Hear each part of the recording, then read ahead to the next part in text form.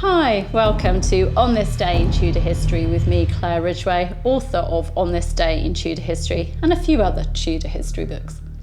Now, where am I taking you back to today? Well, I'm taking you back to King Henry VIII's reign, a very busy reign. For on this day in Tudor history, the 8th of March, 1516, Sir John Wiltshire wrote to King Henry VIII from the English territory of Calais.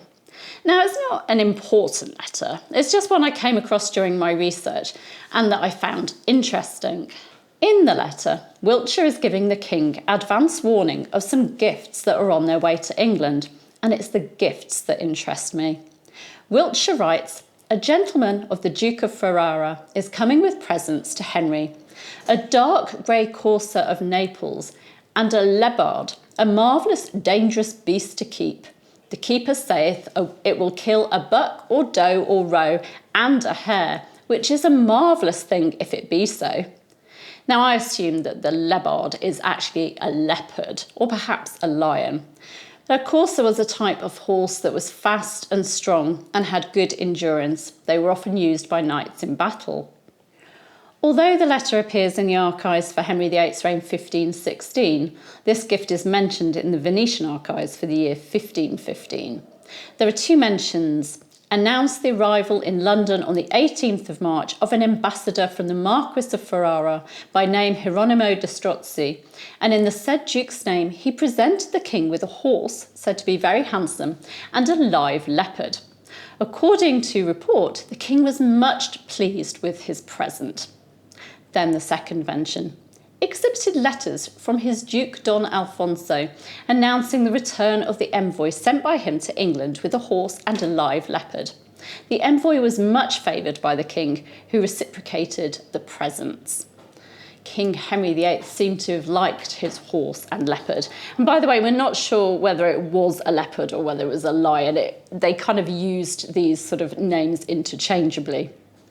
Antonio Frizzi, in his History of Ferrara, gave more details on these gifts, describing the horse as having gold trappings and stating that as well as the horse and the leopard, the Duke sent 3 trained falcons.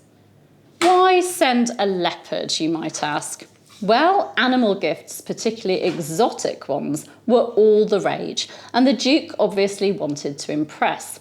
The Tower of London's website states that there was a royal menagerie at the Tower to house these animal gifts from the 1200s to 1835. It was started when Henry III was sent what was described as 3 leopards, but which might actually have been lions, in 1235 by Frederick II, Holy Roman Emperor. In 1252, the King of Norway sent a polar bear, and in 1255, the King of France sent an elephant. Lions at the Tower gave their name to the Lion Tower, which is sadly no longer standing. Oh, and by the way, the polar bear was able to fish and swim in the River Thames with a chain securing it, of course. Fast forward to the Tudors, and as well as marmosets and monkeys being kept as pets by wealthy Tudors, including Catherine of Aragon, Henry VIII and Edward VI, visitors to the menagerie at the Tower in the 1540s recorded seeing lions, leopards, an eagle and a lynx, all belonging to the royal family. In 1598, there were 3 lionesses, a lion, a tiger, a lynx, a wolf, a porcupine and an eagle. Henry VII gave his wife Elizabeth of York a lion as a gift, and I wonder what she thought of it.